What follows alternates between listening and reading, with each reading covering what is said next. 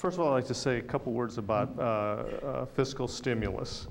So let me start with the following analogy. You go to the hospital, you get two different opinions from two different doctors. One is you need 30 milligrams of an antibiotic, and the other one is you need 0. Would you say, well, I'll take 10? No, it makes no sense. You'd either choose to use it or you would choose not to use it.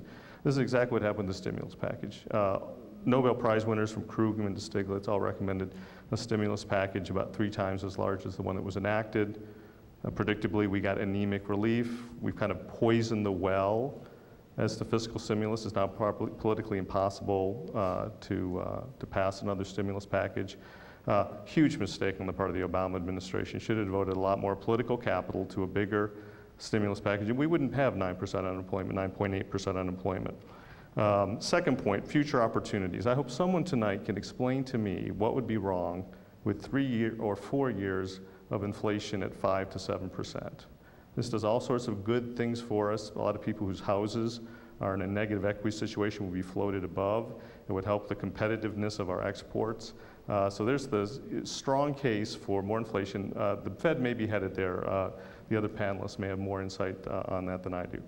So those are just 2 little side issues. Now let me go into a little bit greater length about the recently passed Dodd-Frank financial reform bill.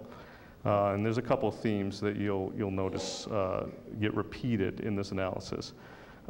This is the 2,000-odd page monster.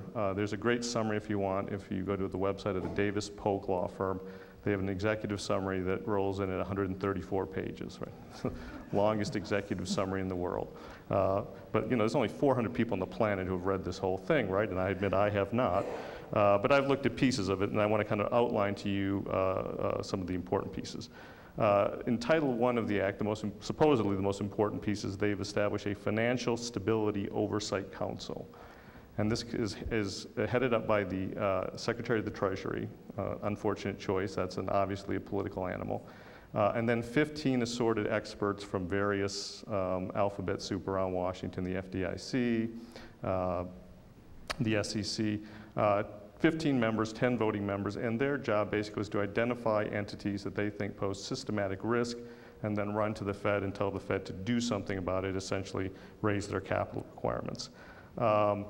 What happened with this is it was actually quite potent as initially enacted, but last-minute amendments carved out about 15% of its impact, and most of the key details have been left to regulation that will be written by gnomes in Washington back in little rooms, and we'll talk a little bit more about that. So first we have the Oversight Council.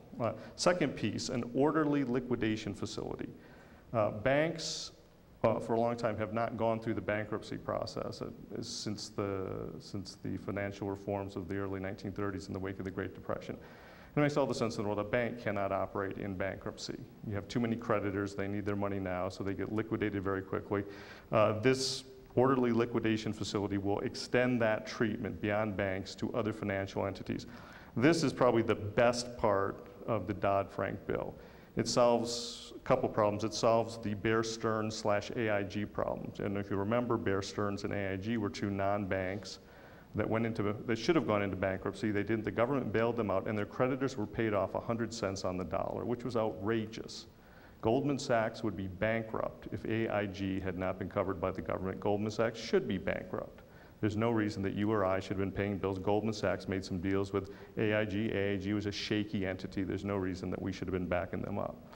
It also solves the Lehman Brothers problem. Lehman Brothers went into bankruptcy, and that was a mess. And that made the financial crisis a lot worse. That will no longer happen. The next Lehman Brothers will go through an orderly, fast liquidation. So that's the one part of the bill I think there's pretty unanimous consensus that Congress actually got it right. Then there's a couple rules, Title 6 and 7 of the Act. There's a so-called Volcker rule, which basically says banks and similar entities cannot trade in dangerous securities for their own account. They can, in fact, speculate. Again, what happened here was it was structured quite carefully and powerfully to prevent this activity. Again, at the last minute, there were some carve-outs. In order to get Senator Brown's vote for Massachusetts, they had to reduce the threshold level so that, increase the threshold level so it would, two of the biggest banks in Massachusetts would not be covered. Again, they left most of the tough issues to be written by regulatory gnomes in Washington, so we still don't know what it's going to look like. And finally, Title VII swaps and other derivatives supposedly are going to be all traded on exchanges. And so this is a little technical, an issue of over-the-counter versus exchanges, but traditionally a lot of swaps, some options, some futures are traded over the counter, which basically means firms call each other up. And what's bad about that is it's very non-transparent. It's very difficult to figure out what a given entity's holdings are. If it's traded on an exchange, the exchange kind of centralizes information. It makes it much more transparent who's holding what. And so again, this, when first drafted, would have covered almost everything. They've carved out huge exemptions. My favorite one is this. There's an exemption for bona fide hedging and traditional bank activities. That means there basically is no Title VII. That is a hole that you can drive 20 Mack trucks through. And again, what little was left to it has been sort of turned over to the regulators. The pattern here as a citizen in democracy is actually quite depressing. The bill was drafted to be quite effective originally. Evisceration level 1 was at the last minute. The financial industry had its lobbyists basically besieging the Senate and obtain some major concessions that will lead to a greater likelihood of financial meltdown in the future. And 2, they got most of the issues postponed to the regulatory details. I ask you, who is going to have influence in the back rooms of Washington when regulators write regulations? It's going to be Wall Street. And so the most depressing thing to come out of the process of drafting this bill to me is there is no question what's going on here. Wall Street has bought and paid for both political parties. And as long as that happens, you're not going to have real reform in the financial industry, and this is all going to happen again. So we had a bill. It could have been good. It relies a little too much on human wisdom. Our experience with human wisdom during this financial crisis has not been a positive one. You can find embarrassing quotes from Ben Bernanke. You can find really embarrassing quotes from Geithner. You name it. They all made statements as late as 2006, 2007, there's no problem.